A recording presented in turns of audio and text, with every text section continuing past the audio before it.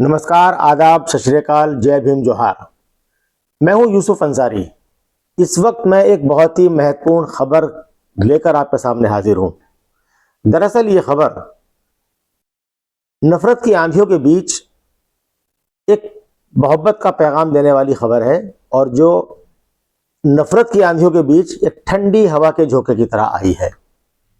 जैसा कि आप सब जानते हैं कि वक्फ संशोधन कानून को लेकर सुप्रीम कोर्ट में सुनवाई चल रही है। चीफ जस्टिस संजीव खन्ना ने इस सुनवाई से अपने आप को अलग कर लिया है और आने वाले चीफ जस्टिस बी.आर. गवई 15 मई को इस पर अगली सुनवाई करेंगे। तमाम हिंदू संगठन वक्फ संशोधन विधेयक कानून का समर्थन कर रहे हैं, और कई संगठन तो ऐसे हैं जो ये डिमांड कर रहे हैं कि साहब वक्फ बोर्ड को पूरी तरह खत्म ही कर देना चाहिए। इस डिमांड को लेकर के बहुत सारे हिंदू संगठनों ने पिछले दिनों जंतर मंतर पर एक प्रदर्शन भी किया था।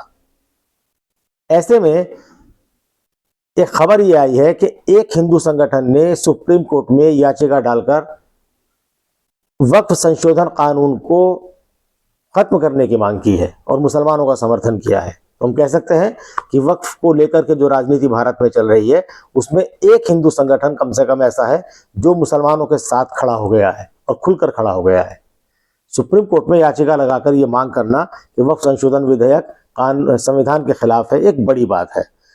ये कौन सा संगठन है और वक्फ संशोधन विधेयक पर इसने सुप्रीम कोर्ट में क्या कहा है, मुसलमानों का समर्थन क्यों कर रहा है, इस खबर में मैं आपको इसके बारे में तफसील से बताऊंगा। दरअसल ये संगठन केरल का है, नारायण मानव धर्माम ट्रस्ट। इसने सुप्रीम कोर्ट में याचिका लगाई है और इनका कहना है कि वक्फ कानून संविधान के अनुच्छेद 21, 25, 26 और 29(1) का उल्लंघन करता है। उन्होंने संविधान के प्रावधानों को चुनौती देने वाली याचिकाओं पर हस्तक्षेप की मांग की है। यानी इस ट्रस्ट ने कहा है कि संविधान का उल्लंघन करने वाले इस वक्फ संशोधन कानून को चुनौती देने वाली जितनी भी याचिकाएं हैं, उन सबको सुनकर उस पर फैसला सुप्रीम कोर्ट करे। बार एंड बेंच की रिपोर्ट के अनुसार श्री नारायण गुरु की शिक्षाओं का हवाला देते हुए याचिकाकर्ता ने कहा कि देश के मुस्लिम समुदाय और सामाजिक न्याय पर समग्र रूप से लागू किए गए वक्फ कानून के प्रभावों पर ट्रस्ट मूक दर्शक नहीं बना रह सकता है। यह कानून वास्तव में वक्फ तंत्र को खत्म करता है। बड़ी बात कही है ट्रस्ट ने। याचिकाकर्ता ने यह भी कहा है कि कानून वक्फ तंत्र को एक गैर धार्मिक संस्था मानता है और मूल शासी कानून के रूप में इस्लामिक कानून को नए वक्फ अधिनियम से पूरी तरह हटा दिया गया है। उन्होंने कहा कि कानून को पूरे मुस्लिम समुदाय पर लागू करना और मुस्लिम की ओर से की जा रही चैरिटेबल डोनेशन को राज्य सरकार के अधीन करना असंवैधानिक है। याचिका में यह भी कहा गया है कि कानून पूरी तरह से गैर कानूनी है और यह संविधान के साथ धोखाधड़ी है, क्योंकि संसद के पास देश के किसी भी वर्ग पर इस तरह की योजना लागू करने का कोई अधिकार नहीं है।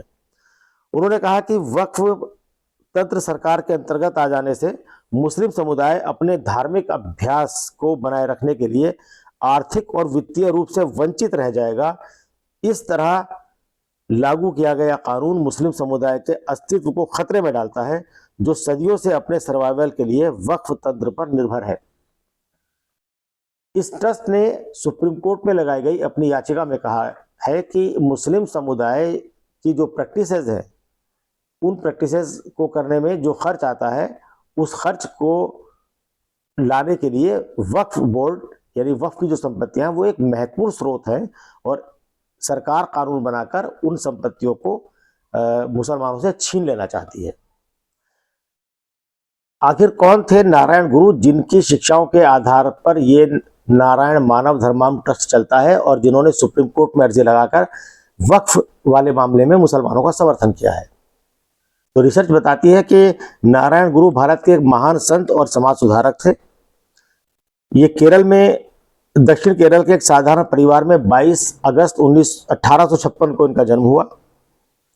कन्याकुमारी जिले के मरुतन पर्वतों की एक गुफा में उन्होंने तपस्या की थी और वहीं उन्हें ज्ञान प्राप्त हुआ। उनके अनुयायी ऐसा मानते हैं कि जिस तरह गौतम बुद्ध को पीपल के पेड़ के नीचे बोधि यानी ज्ञान प्राप्त हुआ था, उसी तरह गुफा में नारायण गुरु को भी ज्ञान प्राप्त हुआ। उन्होंने समाज में ऊंच नीच का भेदभाव मिटाने की भरसक कोशिश की। जब उन्हें ज्ञान प्राप्त हुआ तो वो अभिपुरम आ गए थे। वहां घने जंगलों में उन्होंने अकेले में एकांतवास में तपस्या की। इसी दौरान उन्हें ऐसा ख्याल आया, क्योंकि उस वक्त मंदिरों में नीची जात के लोगों को जाने की मनाही थी और ये बात नारायण गुरु को बहुत ज्यादा आखरती थी। तो उनके दिल में एक ऐसा ख्याल आया कि एक ऐसा मंदिर बनाया जाए जहां सब जा सके, हर धर्म के लोग जा सके, जहां कोई ना धर्म का बंधन हो, ना जाति का बंधन हो और ना किसी तरह की कोई मर्द औरत का कोई उसमें भेद हो। तो सबके लिए वो एक मंदिर बनाना चाहते थे। दक्षिण केरल में नैयर नदी के किनारे एक जगह है अभिपुरम। नारायण गुरु ने यहाँ एक मंदिर बनाया था। एक नज़र में ये बाकी मंदिरों जैसा दिखता था, लेकिन इसकी खासियत ये थी कि यहाँ कोई भी जा सकता था और ये अपने आप में एक बड़ी बात थी। अभिपुरम का मंदिर शायद इस देश का पहला ऐसा मंदिर है जहां बिना किसी भेदभाव के कोई भी पूजा कर सकता था। उस वक्त जाति के बंधनों में जकड़े समाज में हंगामा खड़ा हो गया उनके इस कदम से। वहां के ब्राह्मणों ने उसे महापाप करार दे दिया। तब नारायण गुरु ने कहा था कि ईश्वर ना तो पुजारी है, ना वो किसान है, वो सब में है। दरअसल वो एक ऐसे धर्म की खोज में थे जहां आम से आम आदमी भी जुड़ाव महसूस कर सके। वे नीची जातियों और जाति से बाहर लोगों को स्वाभिमान से जीते देखना चाहते थे। उस समय केरल में लोग ढेरों देवी देवताओं की पूजा करते थे। नीच और जाति के बाहर लोगों के अपने अपने आदिम देवता थे। ऊंची जाति के लोग उन्हें नफरत से देखते थे। उन्हें ऐसे देवी देवताओं की पूजा करने के लिए लोगों को निरुत्साहित किया। उसकी जगह नारायण गुरु ने कहा, सभी मनुष्यों के लिए एक ही जाति, एक धर्म और एक ईश्वर होना चाहिए। ये दरअसल ये वही दौर था कि जब महात्मा ज्योतिबा फुले भी छुआछूत के खिलाफ आवाज उठा रहे थे और आंदोलन चला रहे थे। और ये माना जाता है कि एक बार ज्योतिबा फुले ने नारायण गुरु से मुलाकात भी की थी। नारायण गुरु मूर्ति पूजा के पूरी तरह विरोधी थे, लेकिन वो एक ऐसे मंदिर बनाना चाहते थे जहां कोई मूर्ति ना हो। वो राजा राम मोहन राय की तरह मूर्ति पूजा का विरोध नहीं कर रहे थे। वो तो अपने ईश्वर को आम आदमी से जोड़ना चाह रहे थे। आम आदमी को बिना भेदभाव का ईश्वर देना चाहते थे। नारायण गुरु का जो समाज सुधार में योगदान रहा है उसकी बहुत ज़्यादा महत्व है और प्रधानमंत्री नरेंद्र मोदी ने खुद एक बार उनके इस कंट्रीब्यूशन को, उनके इस योगदान को सराहा था। इसकी खबर आप ये हिंदू अखबार में छपी है, ये देख सकते हैं। दरअसल केरल का ये नारायण धर्मम ट्रस्ट जो है ये धार्मिक आडंबरों और का विरोध करता है और समाज में भाईचारा और शांति बना के रखना चाहता है।